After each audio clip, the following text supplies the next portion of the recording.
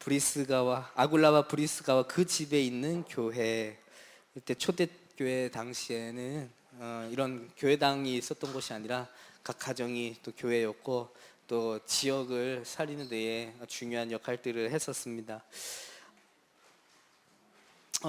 참으로 여러분들이 날마다 예배 드릴 때마다 이 복음이 정말 새롭게 정말로 더 우리로 하여금 더 눈을 뜨게 하고 또 내 삶의 이유와 또 내 삶의 방향이 그리스도 안에 더욱더 견고하게 잡혀지시는 그런 은혜가 있으시기 바랍니다. 우리가 물을 매일 마신다고 해서 물이 지겹다고 안 마시고 그러지 않습니다. 정말 갈증이 날 때 언제나 물은 마시면 내 갈증을 해소해주고 정말 물 없이는 정말 살 수 없는 우리 자신이죠. 날마다 그리스도가 체험되어지고 날마다 그 복음의 깊이를 깨달아 알아가고 계신지 정말 우리 자신 한번 돌아봐야겠습니다. 저도 우리 전도사님 아까 포럼 하셨는데 저도 어릴 적부터 교회를 다녔습니다.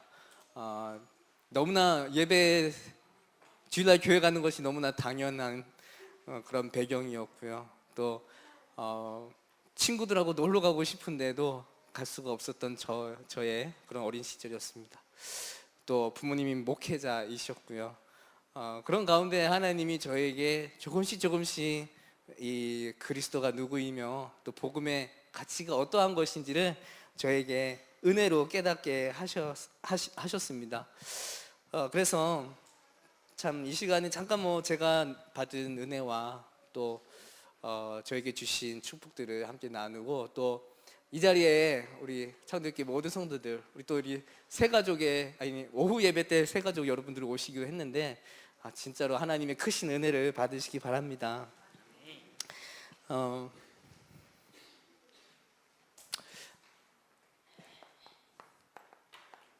우리에게 주어지는 하루하루가 하나님께서 분명히 주시는 은혜가 있습니다. 날마다 그리스도가 체험되어지고 깨달아가는 그런 여러분의 인생의 언약의 여정 속에 여러분들이 있습니다. 정말로 그리스도를 체험하고 나니까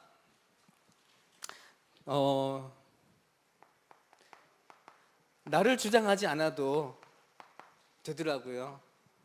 그리고 또 내 입장에 딱 잡혀가지고 살지 않습니다.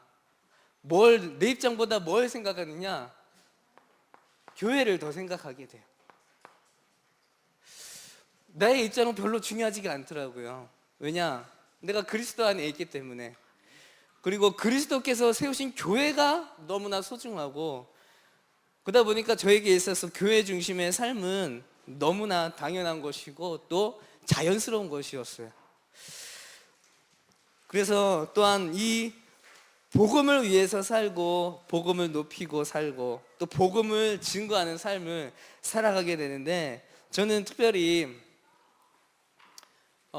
세례 요한이 예수님을 보고 요한복음 3장 30절에 그런 이야기를 합니다. 이때 당시에 세례 요한이 굉장히 인기가 많았어요. 사람들로 하여금 당신이 혹시 메시아입니까? 아니면 혹시 다른 사람을 기다려야 됩니까? 라는 말을 들을 정도로 그랬던 세례 요한이 예수님을 보고서 나는 그의 신들매 풀기도 감당치 못하겠노라 하면서 세상 짐을 지고 가는 하나님의 어린 양이다 하면서 이 요한복음 3장 30절에 보면은 그는 흥하여야 하고 나는 쇠하여야 하리라 그런 말을 해요. 이때 당시 굉장히 인기가 많았고 혹시 메시아 아닌가라는 말을 들을 정도로 그때 그런 위치에 있었던 세례 요한이 이런 말을 하기가 정말 쉽지 않을 겁니다. 일반 사람 같은 경우는.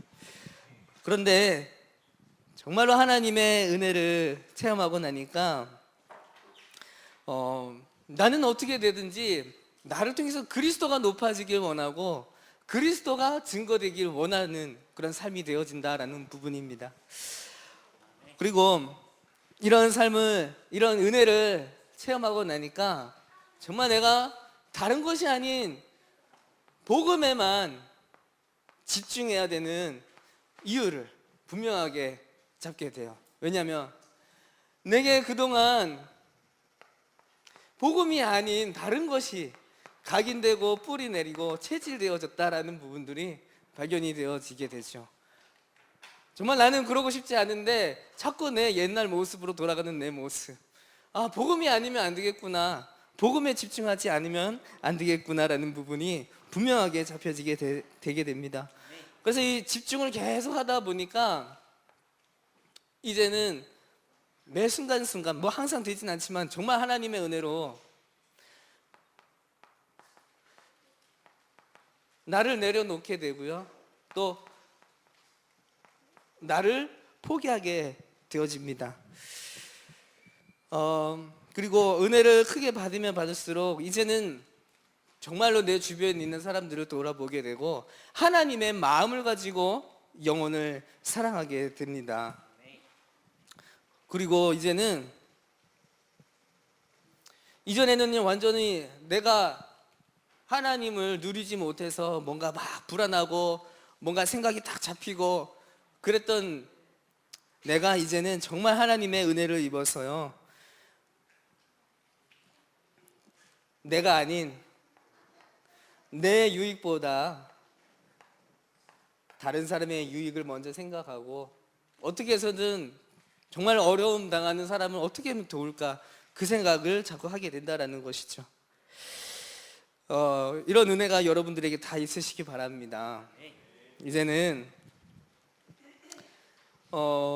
거기에 내가 다른 사람을 살리고 돕고 하는 부분에 내게 기쁨이 있고 행복이 있다라는 부분입니다. 근데 어떤 사람은 이제 남 잘 되는 거를 정말 못 보고 배 아파하는 사람들이 있죠. 결국 그 사람은 뭔가 결핍이 있고 뭔가 만족이 없는 부분입니다. 그래서 시기하고 질투하고 아니면 막 비난을 하게 되고요, 내가 정말 다 가졌고 여유가 있으면은 내 입장이나 내 이익보다 다른 사람의 이익을 생각을 하게 됩니다. 그래서 정말 내가 가진 거 다 내놓아도요, 손해되는 것이 아니에요. 왜? 하나님이 나와 함께 하시기 때문에.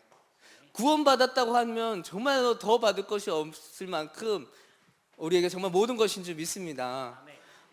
불신자들은요, 다른 사람 유익을 위해서 살고 이렇게 살면 망합니다. 불신자들은 망해요. 왜? 어차피 망할 신분이면서 가지고 있는 거 줘버리면 망하게 되죠. 그렇지만요, 우리는 하나님의 자녀로서요, 오히려 이런 삶을 살아갈 때 내가 가진 거 주는 것 같지만 하나님이 더 채워주신다라는 부분입니다. 그렇기 때문에 이게 되기 때문에 우리가 정말로 렘넌트 사역도 할 수 있는 것이고요, 정말 예배 중심으로 살고요, 내게 주어진 시간에 대해서 우선순위를 예배에 둘 수 있는 부분이죠. 하나님께서 우리의 모든 필요를 아시고 채워주신다라는 것입니다. 그래서 손해보는 게 아닙니다. 우리 렘넌트들도 이 자리에 앉아 계신 우리 렘넌트들도 기억하세요. 우리는 세상의 일반적인 원리로 사는 것이 아닙니다. 혹시 나하고 좀 갈등하고 있는 사람이 있으니까 그 안에서 그거 정말 양보할 수 있는 줄 믿습니다. 그리고 그 어떤 연약한 사람이라도 내가 받아줄 수가 있어요. 왜냐? 나같이 연약하고 부족한 사람을 주님이 받아주셨습니다. 저는요, 그 강단 메시지 마태복음 계속 흐름을 타고 있는데요, 참 베드로가 자주 등장했습니다. 오늘은 안 나왔는데 베드로를 보면서 참 예수님하고 같이 3년 동안 같이 훈련 받으면서 함께 하시면서 그런 가운데 많은 그런 엉뚱한 말도 하기도 하고요. 그랬고 또 다 주를 버릴지언정 나는 주를 버리지 아니하겠습니다 하면서 예수님이 딱 어려움에 처했을 때 예수님은 3번씩이나 이제 부인을 하게 되죠. 그런 베드로를 또 찾아가 주셔서 받아주시고 내 어린 양을 먹이라 하십니다. 그런데 저는 그런 베드로를 보면서 참 그래도 대단하다, 3번밖에 안 했구나. 저는 진짜 돌이켜보면은 베드로는 3번 부인했지만 저는 한 30번 이상 부인한 것 같거든요. 예수 믿는 것이 부끄럽고 또 내가 예수 믿는 사람이다라고 말해야 되는 순간순간마다 그렇게 말을 하지 않았던, 정말 그 정도로 연약하고 또 하나님 앞에 정말 부끄러운 짓도 많이 하고 그랬던 저인데요, 이렇게 연약하고 모자라고 그런 저를 주님께서 받아주셨기 때문에 나도 그 어떤 연약한 사람도 받아줄 수 있는 것입니다. 그래서요, 여유가, 정말 여러분들이 영적인 그런 여유가 있으시기 바랍니다. 누가 나에 대해서 오해를 한다 하더라도요, 상관이 없는 줄 믿습니다. 교통질서 하나님이 다 하실 것이고요. 또 그리스도 체험한 자가 정말 이 여유를 누릴 수 있는, 또 그리스도로 은혜를 체험한 자가 또 이 비밀을 가지고 있는 줄로 믿습니다. 이 예틀을 깬 사람에게 하나님이 계속 영혼을 붙이실 줄 믿습니다. 그래서 오늘 전도 이유를 아는 사람들이에요. 내 문제를 보지 않고 지금 이 시대의 문제를 보는 사람들입니다. 오늘 강단에서 파괴 시대, 분쟁 시대, 정신병 시대 말씀하셨어요. 내 개인의 문제, 여기에 또 내 가정의 문제에 묶이지 않고요. 왜냐하면 그 문제는 다 지나가는 것들일 수 있고요. 또 그 문제는 당연히 올 수밖에 없는 문제였다라는 부분이고요. 그래서 나에게 소망을 둘 것이 하나도 없고 그리스도가 정말 필요하구나. 그리고 또 뭡니까? 복음 안에 있으면요, 그 문제조차도 생명 살리는 데에 쓰임 받을 수 있는 부분이 될 수 있는 것입니다. 그래서 당연성, 필연성, 절대성입니다. 그래서 이제는 또 뭡니까? 이 천국 복음이 모든 민족에게 증언되기 위하여 온 세상에 전파되리니 그제야 끝이 오리라. 우리는 정말 끝을 아는 자들로서요, 지금 있는 문제에 보지 않고 우리의 정말 시선을 더 넓혀서 지금 시대의 문제를 우리가 봐야 되겠습니다. 교회에서 누가 나한테 섭섭한 말을 했다, 그게 지금 문제가 아니고 교회가 지금 자꾸 문을 닫고 있다고 합니다. 교회에서 뭐 누구 얼굴 보기 싫다, 뭐 그게 지금 문제가 아니고 지금 후대들이 자꾸 교회를 떠난다고 하고 있어요. 지금 정말로 우리가 시대가 위기라는 점을 우리가 생각을 해야 되겠고, 우리의 앞에 있는 그 작은 문제만 보고 거기에 심각해 있다면은 우리가 큰 일을 정말 할 수 없을 것입니다. 하나님께서 정말 이 시대를 바라보면서 애통하시는 그 하나님의 그 애통하심과 하나님의 그 소원에 우리의 관심이, 우리 집중이 되어야 될 줄 믿습니다. 그렇다면 우리가 이 시대를 향한 하나님의 시대적 요청이 무엇인지 우리가 그 속에 정말 들어가야 되겠고요. 그러면 정말 하나님께 발견되어진 자가 되어져서요, 이런 하나님이 우리를 보실 때 완전 집중 관리 대상으로 보여져야 됩니다. 또 그렇게 여러분들이 그 속에 또 있습니다. 지금 오직 예수만 그리스도라고 전하는 교회가 전 세계에 얼마나 있을까요? 교회는 정말로 많습니다. 그런데 진짜 오직 다른 이름이 아니고 예수만 그리스도고 우리의 구원자 되신다라는 것을 증거하는 교회는 정말 하나님의 집중 관리하시는 그런 교회인 줄 믿습니다. 그 교회가 어려움을 당한다? 하늘에서도 비상이 걸려요. 정말로 우리는 그 어마어마한 영적 배경이 우리 배경이라는 것을 우리가 분명하게 붙잡고요. 또 그 교회와 성도는요, 인류 역사의 주류의 흐름 속에 있는 것입니다. 왜냐, 역사의 주인공이 누굽니까? 예수 그리스도가 이 역사의 주인공이십니다. 그 이름으로, 그 이름 전파되는 것 중심으로 이 세상이 지금 움직여져 가고 있어요. 자, 그렇다면 우리가 정말로 전도의 일을 아는 그런 여러분들이 되셔야 되겠습니다.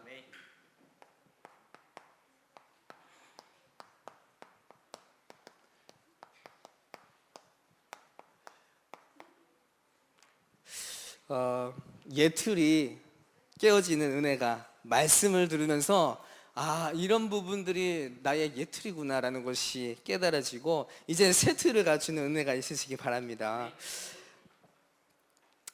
세 가지 시대를 우리 알았습니다.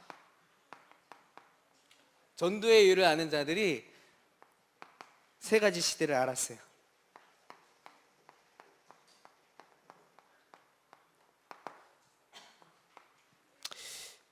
나 중심 시대입니다. 그리고 네피림 시대.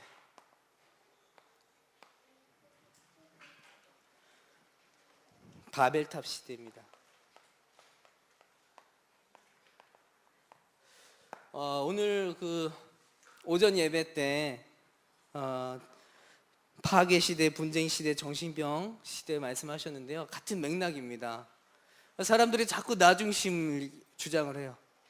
요즘 또 인권이라고 하면서요, 간섭하지 마라, 강요하지 마라, 그리고 내 취향인데 비난하지 말아라, 그렇게 인권을 내세워서 그렇게 사람들이 그렇게 말을 해요. 왜 내 취향인데 왜 당신이 비난하냐. 요즘 학교에도요, 이게 선생님들이 아이들 휴대폰 거두는 것에 대해서 이것도 앞으로 인권 침해가 될 거라고 해요. 참 세상이 그렇게 가고 있습니다. 이렇게 불신자들은 말할 것도 없고, 우리가 신앙을 가진 우리들도요, 혹시나 내 입맛에 맞는 설교, 내 입맛에 맞는 그런 교회, 그런 것을 따라가고 있지 않은지, 내 육신의 유익을 위해서 아니면 병 고침을 목적으로 해서 신앙생활을 하고 있지 않는지, 또 성공을 위해서 이 복음을 이용하고 있지 않은지요. 하나님도 내가 만든 하나님, 또 내가 믿고 싶은 하나님, 또 내가 이성적으로 이해돼야지 믿을 수 있는 그런 하나님, 그런 거 다 나 중심입니다. 이것을 하나님을 갖다가요 자꾸 내 틀 속에 가둬버리는, 그거가 정말 하나님입니까? 정말 절대적인 질서와 법이 자꾸 무너지어 가고 있어요. 내 기준과 내 생각이 질서와 법이 되어져 가는 그런 시대입니다. 인권이라는 이름을 가지고요. 자, 이렇게 지금 이 시대가 와가지고 전 세계 지금 온갖 중독과 정신병, 우울증, 자살, 또 이념이 막 일어나고 있습니다. 이 두 번째로 전도의 이유를 아는 자들은요, 영적 문제로 오게 될 재앙시대를 알았다고 합니다.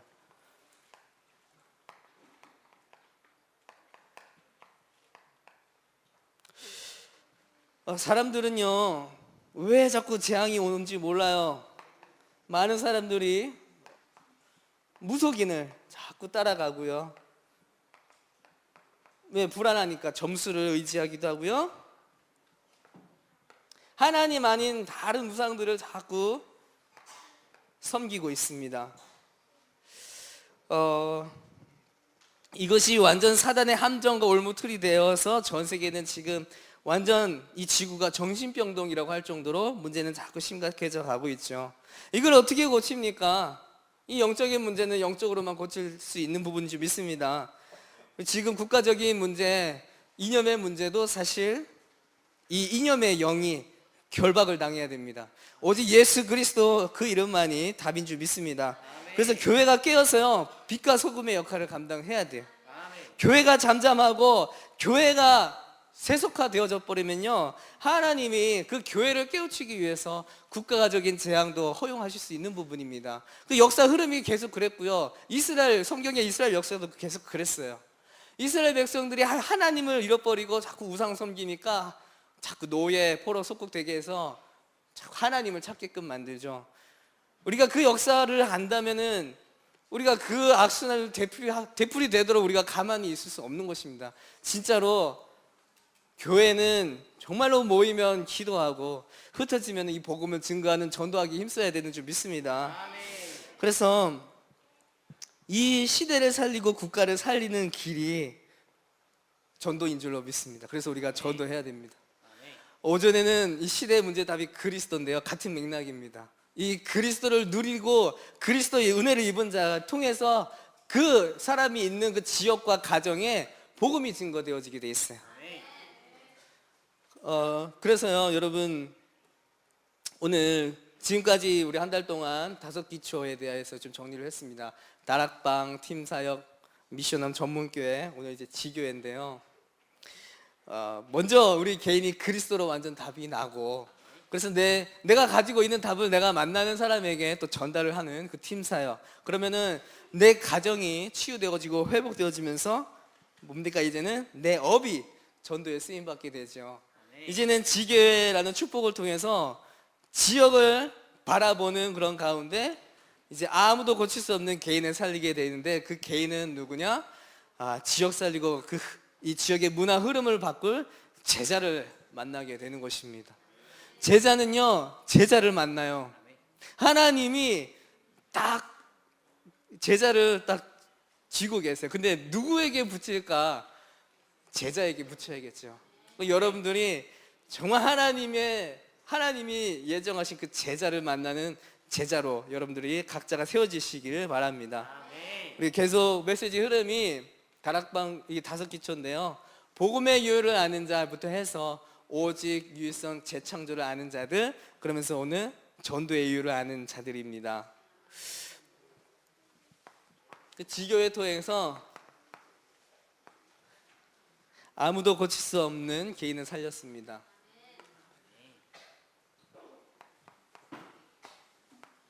노바디죠.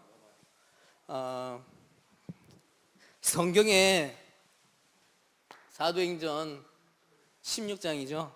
누굽니까? 루디아를 만나서 살리고 제자를 세웠습니다. 그래서 이 루디아를 중심으로 한 빌립보 교회입니다. 사도행전 17장에 가니까요, 누가 나옵니까? 야손을 살리고 야손을 제자 세워서 이 한 사람 통해서 데살로니가 지역 살리는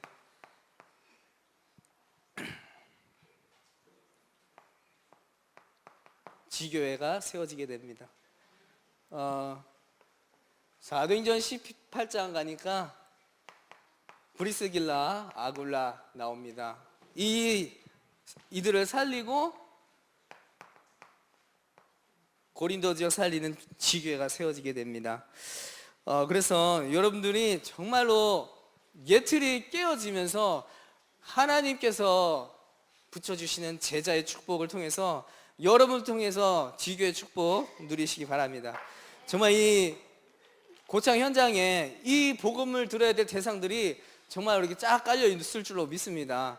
정말 하나님이 원하시는 지교의 운동으로 우리가 같이 쓰임 받기를 원합니다. 그래서 여러분, 결론으로 이제 한 지역을 바라보는 지교의 축복 누리면서 우리가 한 주 동안 우리 목사님 그 선교 일정이 있으신데, 우리 마인드가 나도 지금 그 선교지에 가 있다라는 그런 마인드를 우리가 가지셔야 되겠어요. 그래서 지역을 넘어서서 한 국가를 살리는 선교의 축복을 우리가 이번 주 한 주 동안 누리시기 바랍니다. 정말로요, 이 나라의 정세 이거 어떻게 살립니까? 교회가 선교하면 됩니다. 정말 하나님께서 한국 교회를 보실 때 정말 세계 복음하는 교회가 맞구나 여기시면요, 하나님 이 나라를 축복하세요. 왜? 세계 복음은 하나님 소원인데요. 이 나라가 망하면 안 되는데요. 왜? 교회를 보실 때 정말로 희망이 있구나. 우리 창대교회를 보실 때에 정말 선교하는 교회가 맞구나. 그렇게 발견되어지는 우리 창대교회 될 것입니다. 그래서요, 우리 관심이 어디 있습니까? 이 세상이 영원합니까? 그렇지 않죠. 정말 영원한 것에 우리의 관심을 둬야 될 줄로 믿습니다. 그래서 내가 사는 이유도 뭡니까? 전도와 선교인 줄 믿습니다. 그리고요, 우리는 무슨 낙으로 사는데요? 주일날마다 놀러 가지도 않고 예배 드리러 가야 되고, 혹시 그런 생각 드십니까? 피해의식이? 우리는요, 진짜 영원한 것이 무엇인지 알고 그것을 위해서 투자하는 데에 우리의 만족이 있습니다. 즐거움이 있습니다. 기쁨이 있습니다. 나를 통해서 영혼이 살아나고 그 영혼이 정말로 믿음으로 세워져 가는 것을 볼 때에 정말 재밌어요, 그거. 그리고 선교도요, 내가 비록 가지는 못하지만은 정말로 내가 품고 있는 그 선교지, 그리고 내가 정말로 기도로 돕고 있는 그 선교사님, 그 선교지에서 일어나고 있는 그런 정말 생명운동과 또 교회가 세워져 가고 든든해져 가는 그 소식을 들을 때에 정말 우리에게 그것이 기쁨이 되는 줄 믿습니다. 이 세상에 소망될 게 뭐 있어요? 다 없어질 것들인데.